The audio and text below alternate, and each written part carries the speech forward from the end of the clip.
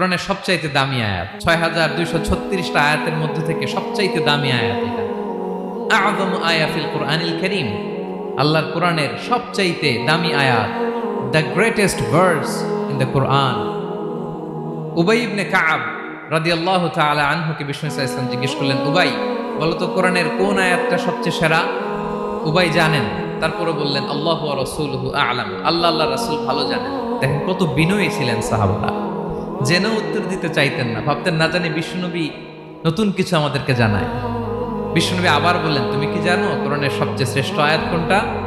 এবার উবাই ভাবলেন এবার আমি উত্তরটা দিয়েই দিই। তিনি বললেন আয়াতুল কুরসি, আল্লাহু লা ইলাহা ইল্লা হুয়াল হাইয়ুল কাইয়ুম, এটা শ্রেষ্ঠ আয়াত। বিষ্ণুনবী খুশি হয়ে উবাই ইবনে কাবের বুকে একটা চাপড় মারলেন, এরকম আদরের চাপড় দিয়ে বললেন, লিয়াহনিকাল ইলমু ইয়া আবুল মুনজির, হে আবুল মুনজির, জ্ঞান এবং প্রজ্ঞা তোমার জন্য মুবারক হোক, তুমি ঠিক বলেছো। সুবহানাল্লাহ পড়ে।